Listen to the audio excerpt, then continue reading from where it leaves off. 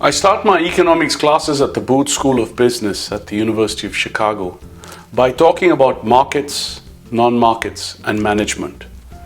In today's video, I will discuss 8 takeaways, call these lessons, on markets, non-markets, and management that every student of economics ought to know. Lesson 1 answers the question, what are markets and what do they do? Markets are forums that enable exchange, the exchange of products, services, and information. Markets enable transactions.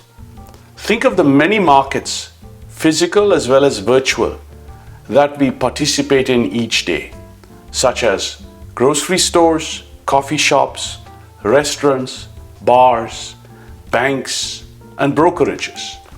And think of the marketplaces that we patronize each day, such as Amazon, Airbnb, eBay, Kickstarter, or Match.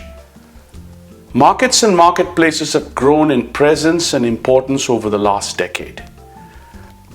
Lesson 2. The roles that companies play vary. In some markets, they are buyers. In some markets, they are sellers. In some markets, they are competitors. And in some markets, they are complementors. Companies cooperate with each other to grow the pie, but compete to capture a bigger share of the pie. Lesson 3. Markets differ along many dimensions.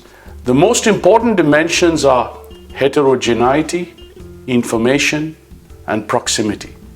Let me explain. Take heterogeneity. Some markets, such as real estate, feature substantial heterogeneity in what consumers want and in what sellers are willing to sell. While some other markets, such as crude oil, involve substantial similarity in consumer needs and seller offerings. Or take information. In some markets, such as job markets, job seekers are better informed about their competencies than are the companies that hire them.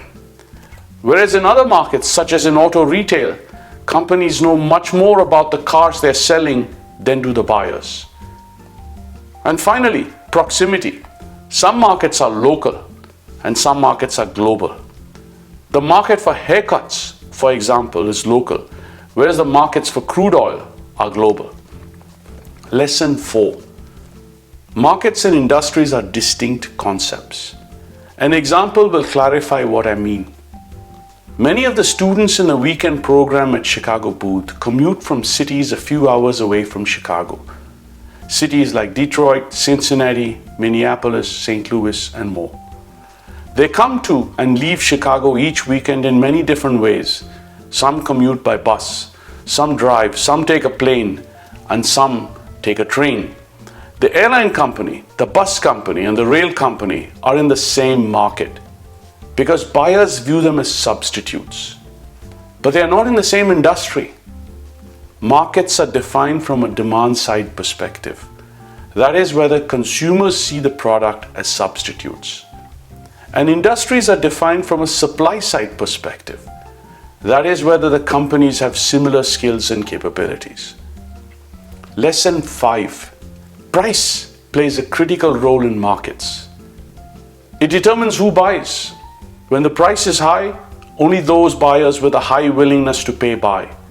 Buyers with a low willingness to pay must look for cheaper substitutes. And price determines who sells. When the price is low, only those companies whose costs are low sell. When the price is high, even companies with high costs are able to sell. Prices act as signals. When the price goes up, as it did for many things during the pandemic, it acts as a signal to buyers to change their consumption habits. And it acts as a signal to companies to shift their focus towards more profitable products and services.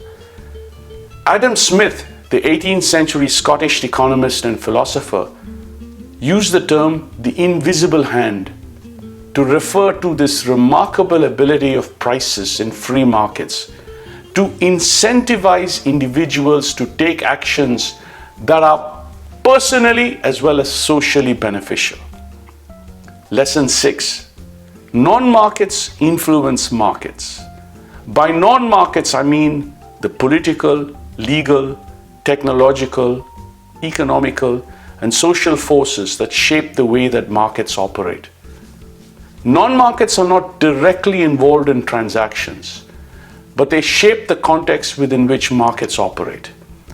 The most prominent non-market player is government, which sets and enforces the rules that companies must follow.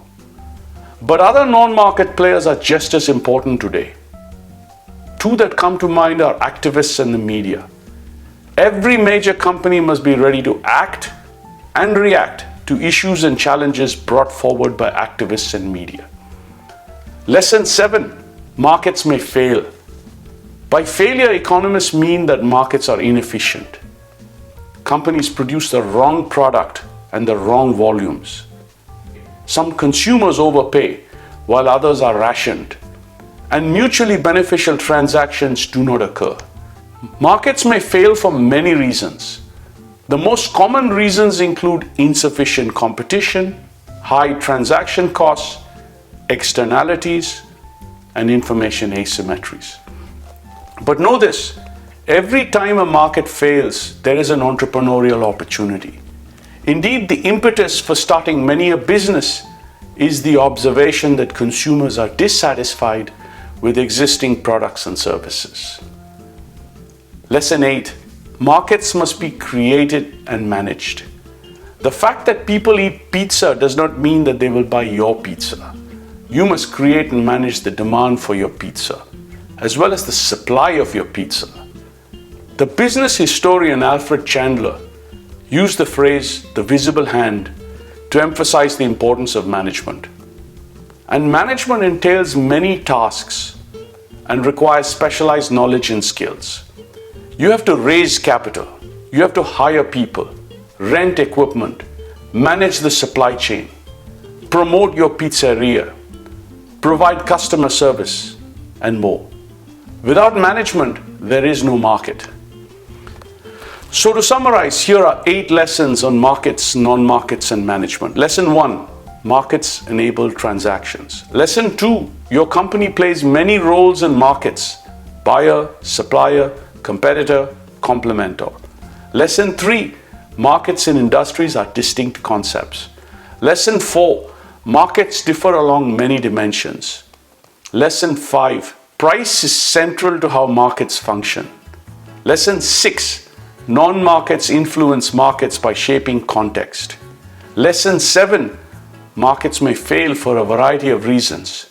Lesson 8, markets must be created and managed. I close with 2 book recommendations. The first book, Who Gets What and Why, is written by the Nobel Prize winner Alvin Roth. This is probably the most accessible book out there on the art and science of market design, a topic of great interest today because of the prominence of platform companies. The second is a book by John Macmillan called Reinventing the Bazaar, A Natural History of Markets. Macmillan's message is a good one. Markets are rarely perfect, but they are the best known method for improving the economic well-being of humans. Borrowing from E.M. Foster's observations on democracy, Macmillan concludes with these lines: 2 cheers for markets. 1, because they offer variety. 2, because they permit criticism. 2 cheers are quite enough. There is no occasion to give 3.